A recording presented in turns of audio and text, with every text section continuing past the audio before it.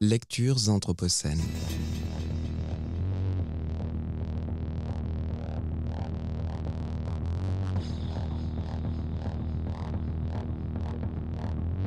Lecture anthropocène.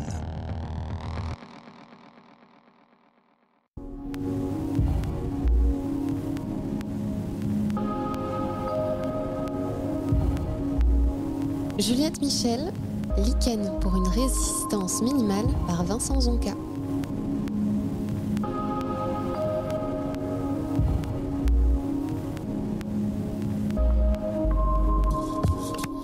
C'est son fonctionnement atypique qui a permis au lichen de conquérir de très nombreux espaces et de s'implanter là où on ne trouve plus aucune plante. La symbiose est facteur d'endurance écologique. On estime que 8% de la surface terrestre est recouverte par le lichen.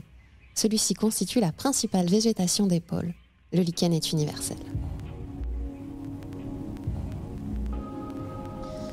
Le lichen se développe lentement sur de très nombreux supports. Bois, bitume, grisé-grillage, supports métalliques ou plastiques, écorce, feuilles, aiguilles de sapin, aiguillons de ronces ou épines de séba, sol, roc, terre, pierre, verre, lave, plaques d'amiante, dans quasiment tous les habitats, sauf aquatiques et cavernicoles. Il a besoin de lumière, d'air et d'humidité. À Rio de Janeiro, je suis frappée par l'omniprésence des lichens sur les troncs de la végétation tropicale. Ce sont de gros plâtras feuillus, spongieux et multicolores, de la taille d'une main ou plus, qui saturent le tronc des cocotiers et des frangipaniers, créant de véritables écosystèmes verticaux. On le trouve aussi, mais donc pas seulement, déjouons ici le fantasme romantique, dans les milieux hostiles, secs, froids ou chauds, montagnes ou déserts, témoignant de sa force de résistance. Je pense aux éternelles méharées sahariennes de Théodore Monod, qui me fascinaient tant depuis ma campagne natale. Il est en cela plus visible, la végétation étant plus rare. Il vit même dans le désert du Namib, l'un des plus secs du monde, réussissant à capter l'humidité des rares brouillards.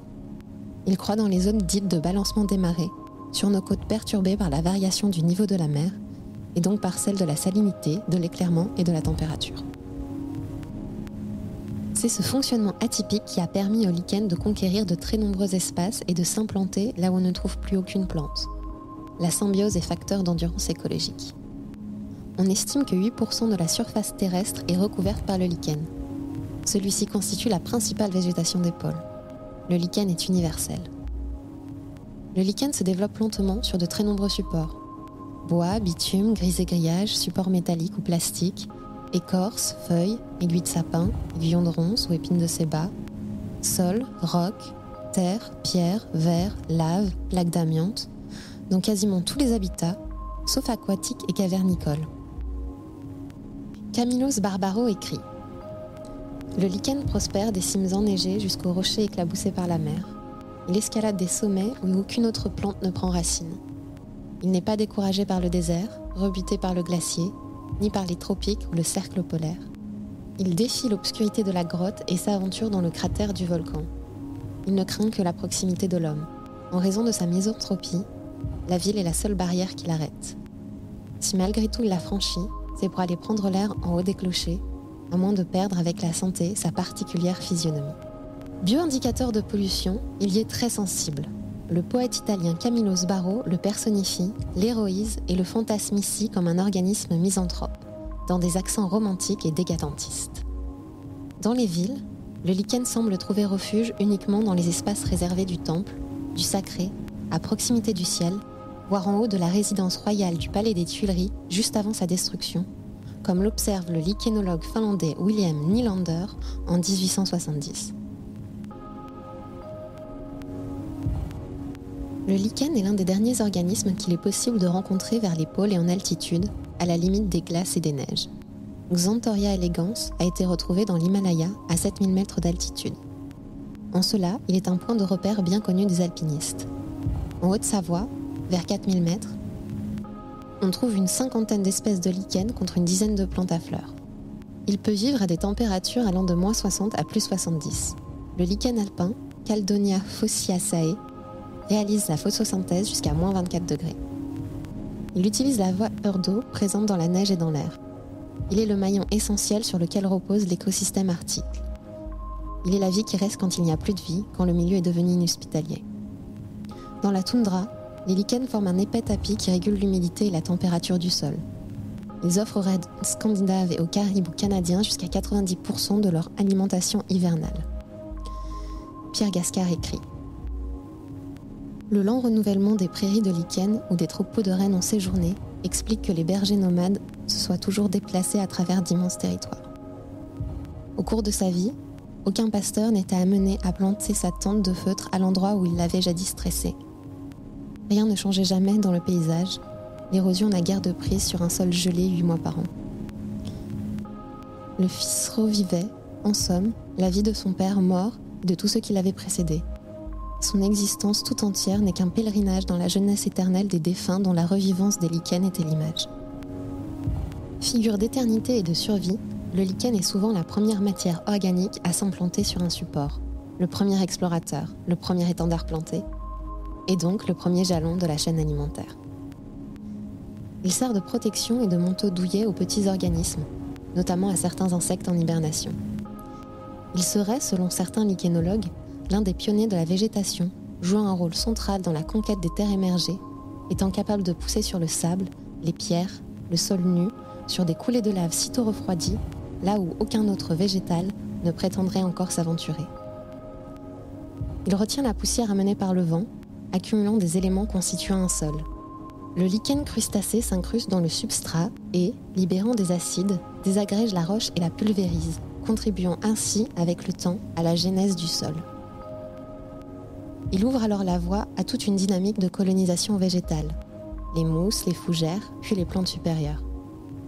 Les premiers lichens remonteraient à 400-450 millions d'années, peu après l'apparition de champignons appelés glomales et des premiers écosystèmes terrestres.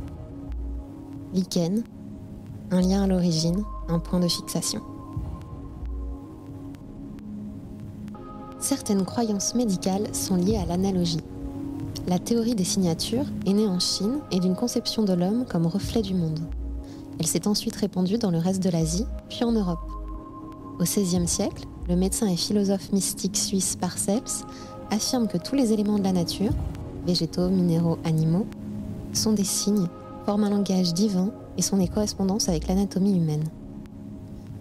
Ces croyances analogiques, l'idée d'une corrélation entre les affections de l'organisme humain et la forme de l'organisme végétal notamment, s'observent dans de nombreuses cultures. La forme et la couleur du thalle de certains lichens sont ainsi évocatrices. Laboria pulmonaria, ou pulmonaire du chêne, dont la forme en névrure rappelle les alvéoles pulmonaires, était utilisée pour les infections respiratoires comme la tuberculose. Xanthoria parietina, en raison de sa couleur jaune vif, était utilisée pour soigner la jaunisse. Cletigeria aftosa, aux aurait tuberculeuses, les aftes. Les usnés barbus permettaient de lutter contre la chute des cheveux, et l'usné qui se développe sur les crânes humains, uniquement pour ceux qui sont exposés à l'air libre, comme le cas des pendus, se monnaya à prix d'or dans le traitement de l'épilepsie ou des hémorragies. En 1668, le médecin allemand Michael Hettmüller écrivait : l'usné est expérimenté dans la dysenterie. On donne à boire depuis 6 jusqu'à 12 grains de l'usné d'un pendu ou d'un rompu, et on dit qu'elle fait un effet merveilleux. Voici une belle expérience de l'usné faite en Angleterre, qui m'a été racontée par un membre de la Société royale. Dans la cure d'une veine coupée, d'où le sang sortait fort vermeil, d'abord que le malade tenait l'usné dans sa main, aussitôt le sang s'arrêtait. D'abord qu'il quittait l'usné, le sang sortait à bouillon, et lorsqu'il la reprenait, le sang s'étanchait, au grand étonnement des spectateurs. Bien entendu, en Occident, ces usages sont progressivement décriés dès le XVIIe siècle, et vus comme des superstitions. Dans son ouvrage sur les lichens de 1893, Alexandre Hacklock fustige l'absurde doctrine des signatures. La médecine moderne conventionnelle ne reconnaît plus que l'usage du lichen d'Islande. En Occident, l'une des premières traces d'une telle conception médicale se trouve dans l'Histoire naturelle de Pline l'Ancien, au 1er siècle après Jésus-Christ. L'auteur forge précisément sa théorie à partir du lichen. Le meilleur remède à la maladie appelée lichen ne serait autre que l'organisme du même nom. L'analogie visuelle, à la source de la polysémie du mot en grec ancien, a aussi impliqué cette association thérapeutique. Pour Pline, pour les traitements du lichen, mal si dégoûtant, nous accumulerons des remèdes. On emploie le plantain pilé, la quinte-feuille, la racine de l'asphodèle dans le vinaigre. Mais à tous ces remèdes, on préfère la plante appelée lichen en raison même de sa propriété. Il efface même les stigmates de la peau. On le broie avec du miel. Il y a une autre espèce de lichen entièrement attachée aux pierres comme la mousse, qu'on emploie aussi en topique. Remède pour le poète maudit, le lichen est également utilisé pour la parfumerie. Ervernia prunastri, la mousse de chêne, la famille Guerlain la rend célèbre avec son parfum Chypre en 1840. Et Pseudovernia furfuracea, la mousse des arbres, apporte la note de fond de certains parfums dits boisés. Entre 6 000 et 10 000 tonnes de ces lichens sont encore utilisés annuellement. Après stockage, qui permet la fermentation et l'hydrolyse, on extrait une huile essentielle à l'odeur boisée, utilisée par exemple pour l'eau sauvage de Dior. Du lichen a même été retrouvé au fond d'un vase dans une tombe de l'Égypte antique. Il servait pour l'embaumement. Mélangé à de la suure, de la myrrhe et des épices, Pseudovernia furfuracea, importé des îles grecques, était placé dans les corps une fois vidés de ses organes. On ignore si les Égyptiens avaient connaissance des vertus aromatiques et antibiotiques du lichen, ou s'ils l'utilisaient comme matériau léger et absorbant, mais le choix était à propos, car il permettait d'inhiber certaines bactéries. Mélangé à de la farine, il servait aussi à la confection d'un pain qui était placé avec la momie pour lui servir d'en cas post-mortem.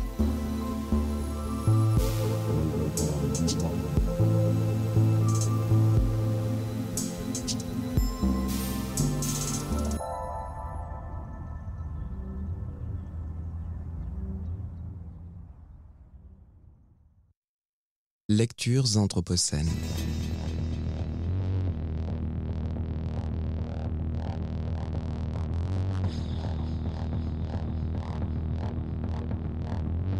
Lecture anthropocène.